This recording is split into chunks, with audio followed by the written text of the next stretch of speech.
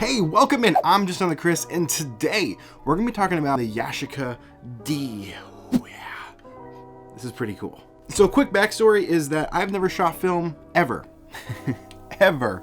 Maybe when I was younger, when my parents were using 35mm film, maybe I picked it up and shot a couple stuff, but I don't really have much recollection. Of course, I've shot stuff with disposable cameras, but does that really count as a professional camera like this one? No, I wouldn't categorize it as that. This is the first time I've ever shot film on a more professional level. Maybe that's how I should word it. But this, I gotta say, was such a rewarding experience that it got me hooked. I'm gonna be continuing to shoot a lot more stuff on film. The downside is it's a little expensive to be able to do it this way, but it's just so refreshing. I deal with digital format on a daily basis. I'm out there shooting either pictures or video for clients or for myself. It's just so fast paced and can kind of just get stressful. But I've learned that shooting on film is such a slower and calming experience, and so I'm really diving more into it. So what I'm about to show you is the overview of this particular camera. This is the, again, Yashica-D. Hopefully I'm saying that right. Pretty sure that's how you say it, but I'm going to show you the ins and outs of this camera, settings, how to use it, and all of that stuff. And I've shot 2 rolls with it already, so I'm going to show you those pictures, kind of the results that you would get with this camera and the quality of pictures that you're going to get. Spoiler alert, it's pretty freaking good. So let's start things off with the screen. Now, normally you wouldn't think there's a screen on a old camera like this. This is from, I think, 1956. If I'm wrong, I'll put it up here on screen, but I'm pretty sure it was in the 50s at least. This is what's called a TLR camera. You've probably heard of a DSLR camera. That's pretty much what the modern day camera is. That's technically getting replaced with mirrorless cameras, but I digress. So a TLR means twin lens reflex. There's 2 lenses on this camera. There's a viewing lens and then there's a taking lens. The top one is your viewing lens. This is what you are looking out of and getting a picture of. They're so close together that you're gonna get pretty much the same framing as what you're gonna take from it. This has a waist level viewfinder. Pop this baby up and you look down into an actual screen out the lens. It's one of those things that you can't really describe unless you've experienced this. It's really neat experience. The image is reversed, so you do have to remember that when you're taking a picture, but the picture itself comes out normal. It's just when you're viewing it, it is in a mirror format. So this is the f3.5 model, all the way up to f22, and to change your f-stop, it's so freaking cool, because as you are looking down the barrel, if you will, down into the viewfinder, you're gonna be holding it kind of like this, and you got your 2 thumbs off to the side. To adjust your aperture, there's a knob right here on the side of your camera, and you're just gonna look at the top little window and change your f-stop to what you want. And then on the other side is your shutter speed. You can just roll it back and forth from bulb mode all the way up to 500th of a second, which is pretty neat. This also features a self timer up to 10 seconds with give or take a second or 2. I believe this is about 9 seconds. I've timed it multiple times. It's not super accurate on that because it is just a winding feature down here at the bottom. There's a locking mechanism here. You have to make sure you are in the timer mode, but once you have it in the timer mode and it's unlocked, down here there's a little winder. You can set it estimately halfway. That's the other thing that kind of sucks about this. You don't know exactly. So I tend to just go all the way, which is the full 10 seconds. It's supposed to be, you know, in reality it's 9. And then you set everything up, and then when you take the picture, it counts down. And then, you know, it takes the picture just like that, which is pretty cool. Now, off on the other side, you have another little dial, and that is your locking of the shutter. So before you push this knob, you got to make sure all your other settings are set. So your aperture and your f-stop, all that stuff. Aperture and f-stop is the same thing. So you got to make sure your f-stop and your shutter speed is locked in, and then once you are ready to go and you have that in, you take this little knob and then you push it all the way down, and now it's cocked and ready to go. You can't change anything once it's done. I mean, that's not 100% true. You still kind of can, but I've heard, again, this is just from some research, you can damage the camera if you try to maneuver it back into another setting once you cock it. You get a little bit of resistance, but I mean, I've done it and it seems to work okay. Just do it at your own risk. But I like to just tell people, once you have it set, don't change anything just in case, because it is an older camera. But once you have that set and down and ready to go, right down here there's the button. All you gotta do is then you press it, and then your picture is taken, and then you move on. That's the beauty of film that I love so much in the digital world. You take a picture, and guess what you do? You analyze it, and then you're like, oh, that's crap. And then you go take 15 more shots, 30 more shots of the same thing. You spent like 20 minutes on one little location, and then you're just gonna go into Lightroom and you're gonna throw on some stupid LUT that you purchased online because you acted now and got it for 50 bucks because it was on sale for 80% off from the original price. But then you shoot with film and you do everything, you lock it all in, and then you look through the viewfinder, you frame it up, and you press the button, and then you're done. You move on to the next spot. Enjoy life. You get to enjoy your surroundings and enjoy your company when you're with somebody out shooting. It's just such, it's so much less stress and just so rewarding when you get your pictures, because you probably wouldn't have kept that picture to begin with if it was digital. You were just throwing it away and that's it. But for some reason it's on film, it just looks so much better and you want to keep it forever. So enough about that. Let's get back to how do you load the film. There isn't a very important thing that you have to remember when you buy one of these for the first time, and also not just this camera, but if you've never shot film before, it shoots a 120 film. You have to have an empty cartridge to load the film already, which is kind of interesting. I mean, I get it, I do understand once I show you how it works, but I don't think you ever got one of these with it when you bought it, so I don't know how that worked back in the day. But down here on the bottom, there is the locking mechanism for the back. So right now it's locked. All you have to do is turn the knob all the way over, and then you pop it open just like so. There it is. There's the backing of it. Now inside here, you'll see here, you'll have an empty cartridge, if you will. It's not really a cartridge, it's more of a spool. Empty spool, how about that? Then you would come down to the bottom and put your fresh film into the spool, and then you turn this knob here until you see the arrow on the back of the film lines up with the red arrow. And then once you get there, don't go any further. Close it back down and then lock it in place. Once it's locked in place, you're good to go, and then you need to continue to advance the film. And on the side here, you're going to see this knob.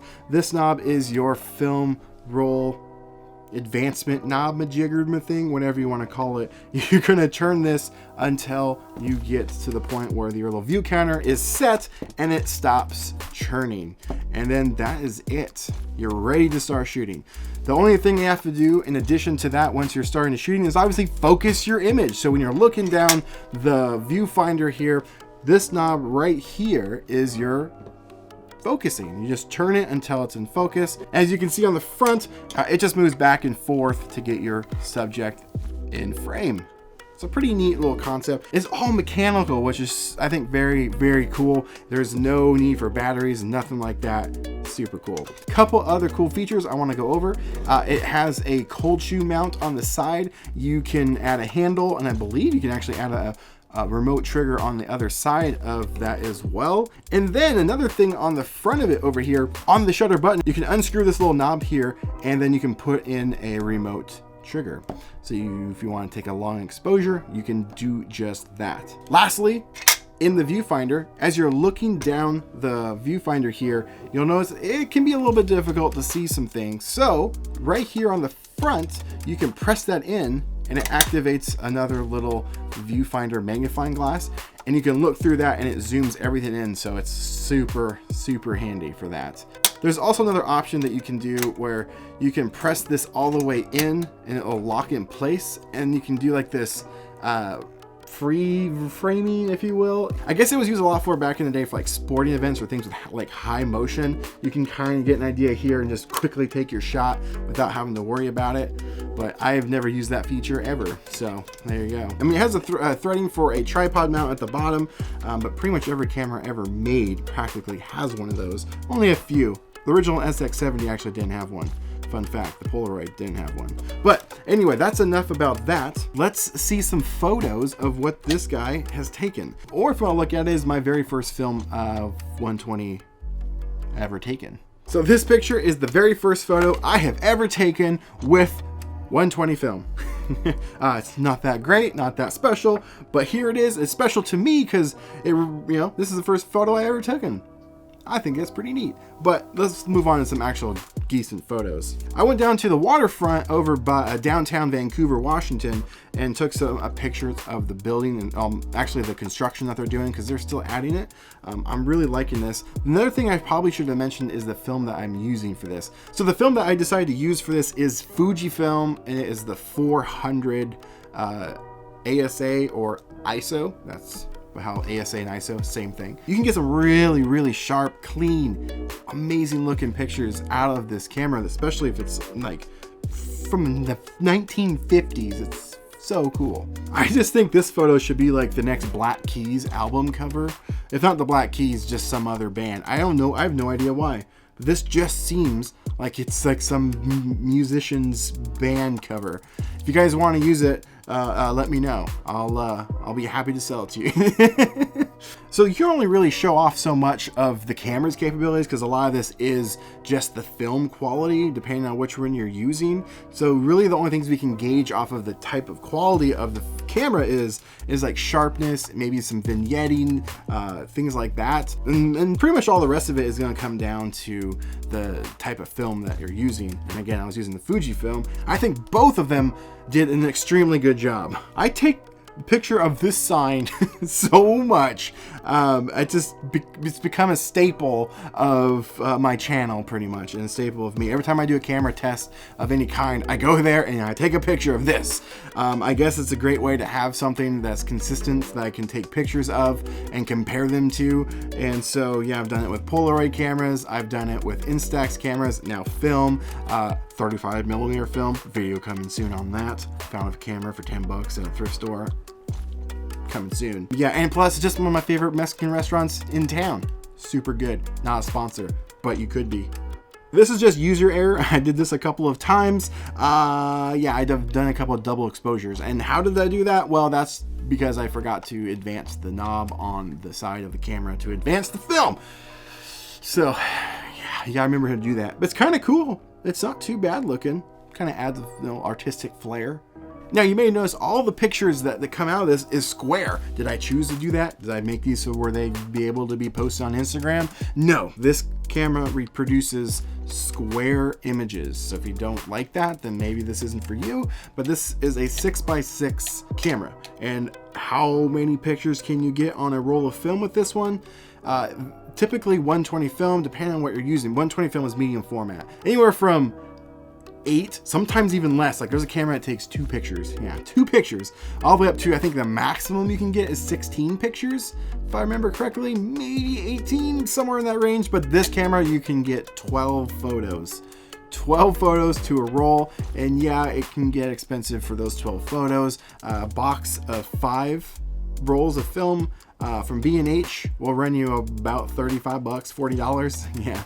And so then developing costs on top of that. Yeah, this is not a very cheap hobby, but also something kind of fun to add to if you're just like, you know what, this isn't worth it, I'm out, I stick to my digital format camera. Great, do it. It's cheaper, a lot more convenient, definitely. Go ahead and do that. However, one unique aspect of shooting on film, it gives you this cool look that's also not megapixels. It's not megapixels. If you were to compare this to digital, if you had to, the equivalent megapixels to a 6x6 is nearly 100 megapixels. Yeah, I would go out there and show you real world experience with this, and I probably still will. It's just the weather's been horrible around here. We've had some major fires out there and the smoke. It's just the hazardous environment out there right now, so I can't get out there and shoot that much. I did take a quick trip and shoot some 35mm film and some Polaroids and Instax stuff, so that stuff's over on my Instagram if you guys want to check some of that out. Not 35 yet, that's coming soon, but if you guys want to check that out, there's a link in the description below. So if you have any questions, please feel free to leave a comment below. Let's chat. I will more than happily answer anything you have questions about. And if you like this video, consider clicking that subscribe button. I would greatly appreciate it. I got a lot of cool stuff that I've got coming up down the line. A lot of them. I can't wait. Seriously, cannot wait. Documentaries. Special Halloween episode that I'm very excited about. Halloween special that I'm calling it. That's coming soon. And that's it. Thank you so much for watching, and I'll see you in the next video, guys. Now get out there, make some art.